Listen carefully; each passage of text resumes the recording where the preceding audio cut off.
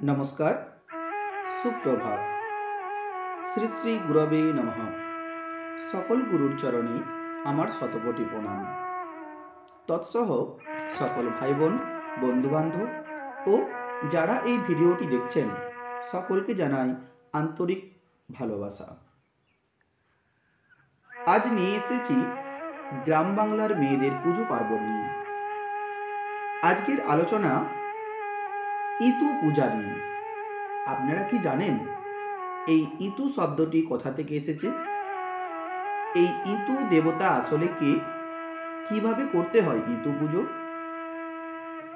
এই সকল তথ্য নিয়েই আজকের বিশেষ আলোচনা করব ইতু পূজা। প্রথমেই জেনে নেওয়া যাক ইতু শব্দটির নামকরণ কিভাবে করা হয়েছে। ইতু শব্দটি মিতু অর্থাৎ মিত্র থেকে এসেছে। এই মিত্র শব্দের অর্থ হল সূর্য। সূর্যদেবকে মিত্র নামে সম্বোধন করা হয়, তাই ইতু দেবতা স্বয়ং সূর্যদেব। তাই আমরা বলতে পারি গ্রাম বাংলার মেয়েরা ইতু নামে যে দেবতার ব্রত অর্চনা করে থাকেন তা আসলে সূর্যদেবের আরাধনা করা। এবার জানতে হবে ইতু পূজা কখন করতে হয়। এই ইতু পূজা কখন করতে হয় এ সম্পর্কে ব্যাখ্যা করতে গিয়ে বলা যায় যে কার্তিক মাসের সংক্রান্তিকে বিষ্ণুপ্রদী সংক্রান্তি বলা হয়। এই কার্তিক সংক্রান্তিতে জ্যোতিষশাস্ত্র মতে লগ্নকুণ্ডলীর নিচ রাশি অর্থাৎ তুলা রাশি, 12টি মাসে 12টি রাশি অবস্থিত। কার্তিক মাস তুলা রাশি, তুলা রাশি হতে নিষ্ক্রান্ত হয় এবং উচ্চ অভিমুখী বৃশ্চিক রাশিতে প্রবেশ করে। এই অবস্থানে সূর্যের নাম হয় মিত্র। তাই ইতু পূজা কার্তিক মাসের সংক্রান্তিতে সূচনা হয় এবং অগ্রহায়ণ মাসের সংক্রান্তিতে এই পূজা পার্বণ সম্পন্ন করা হয়। এরপরে আসি ইতু পূজা কিভাবে করতে হয়। কার্তিক সংক্রান্তির প্রভাতে গ্রামের বধূরা স্নান করে একটি মাটির খোলা বা মালসাতে পরিপূর্ণভাবে মাটি ভরে তার মধ্যে মান, কচু, হলুদ, কলমি লতা, সজনি ও পঞ্চকলাই ভেজানো ফল, সরিষা, তিল ও জব এগুলি পরিপূর্ণভাবে মাটির সরার মধ্যে লাগিয়ে দেয়। ওর মধ্যে ছোট্ট একটি আম্রপল্লব দিয়ে মাটির পাত্রে ঘট সাজানো হয়। এরপর গ্রাম বাংলার নারীরা নিজেদের সাধ্যমতো ফুল, মালা, ধূপ, দীপ, মিষ্টান্ন ইত্যাদি দিয়ে সূর্যদেবের পূজা আরাধনা করে থাকেন। তারা এই খোলা বা মালসার মধ্যে এই সকল গাছগাছড়া লাগানোর সময় মনে মনে বলতে থাকেন, ইয়তি ইয়তি নারায়ণ, তুমি ইয়তি ব্রাহ্মণ, তোমার শিরে ঢালি জল, অন্তিম কালে দিও ফল। এই শ্লোক পাঠ করতে করতে এই গাছগুলি সুন্দর করে লাগিয়ে ফেলেন।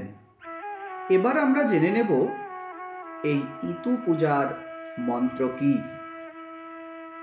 মূলত গ্রাম বাংলার মা বোনেরা বৈদিক পুজো পদ্ধতির সেই রকমভাবে মন্ত্র জানেন না, তাই তারা নিজেদের ভক্তি সহকারে রক্তবর্ণ জবা ফুল, আতপ চাল ও দূর্বা হাতে নিয়ে শ্রী সূর্যায় নমঃ এই মন্ত্রোচ্চারণ করে সূর্যদেবের আরাধনা করে থাকেন এবং জলাশয় হইতে ভক্তি সহকারে নিজস্ব গৃহ বা মন্দিরে এই ইতু দেবতাকে নিয়ে আসেন। পরবর্তী প্রশ্ন, পূজা সমাপ্তির পর কিভাবে পাঠ করতে হয় ইতু ব্রত কথা। পূজা আনতে 8টি দূর্বা ও 8টি আতপ চাল হাতে রেখে ইতুব্রত কথা পাঠ করতে হয়। কি এই ইতুব্রত কথা? এই ইতুব্রত কথা সম্পূর্ণভাবে পাঠ করা আমার পক্ষে এখানে সম্ভব নয়, তাই এই ব্রত কথার সারসংক্ষেপ আমি আপনাদের কাছে তুলে ধরছি। এক দরিদ্র ব্রাহ্মণ ভিক্ষা করে চাল জোগাড় করে আনে পিঠে পুলি করার জন্য। সন্ধ্যায় ব্রাহ্মণী পিঠে তৈরি করতে থাকে। ক্ষণিক দূরে বসে ব্রাহ্মণ একের পর এক পিঠে গন্তি করে রাখে তিনি। ওনাদের 2 কন্যা উম্ন এবং ঝুম্ন পিতার আদেশ না নিয়ে পিঠে খেয়ে নেয়। এই ঘটনায় পিতা খুব ক্রুদ্ধ হয় এবং এই রাগবশত 2 কন্যাকে বন মধ্যে ছেড়ে দিয়ে আসেন। ওদিকে বন মধ্যে তারা পথ হারিয়ে ফেলে। এদিকে ওদিকে ঘুরতে ঘুরতে ভোরের আলো ফোটা মাত্রই তারা দিশেহারা হয়ে কোনো এক জলাশয়ের কাছে উপস্থিত হয়। তারা দূর থেকে দেখতে পায় ওই জলাশয়ের মধ্যে গাঁয়ের সকল বধূরা মিলে কিছু এক উৎসব পালন করছে। অচেনা 2 কন্যাকে দেখে গাঁয়ের মেয়ে বউরা তাদের পরিচয় জিজ্ঞাসা করে। উম্ন এবং ঝুম্ন কাঁদতে কাঁদতে সকল ঘটনা তাদেরকে ব্যক্ত করেন। গাঁয়ের বধূরা বলেন, ভক্তি ভরে তোমরা যদি ইতু পূজা করো তাহলে তোমাদের সকল দুঃখ কষ্ট দূর হবে। এই কথা শুনে তারা 2 বোন মিলে ভক্তি সহকারে ইতুব্রত পালন করেন এবং পরবর্তীকালে সূর্যদেবের আশীর্বাদে সত্যি উম্ন এবং ঝুম্নর ভাগ্য পরিবর্তন হয়। এই হলো ইতু পূজার সারসংক্ষেপ। আশা করি ইতু পূজা নিয়ে আপনাদের কাছে অনেক অজানা তথ্য তুলে ধরতে পেরেছি। নমস্কার, দেখা হবে পরবর্তী মাতৃ বন্দনা নিয়ে। ভিডিওটি আপনাদের ভালো লেগে থাকে তাহলে অবশ্যই আমার এই ভিডিওটিতে একটি লাইক, কমেন্ট, শেয়ার করে এবং আমার এই চ্যানেলটি সাবস্ক্রাইব করে আমার পাশে থাকবেন।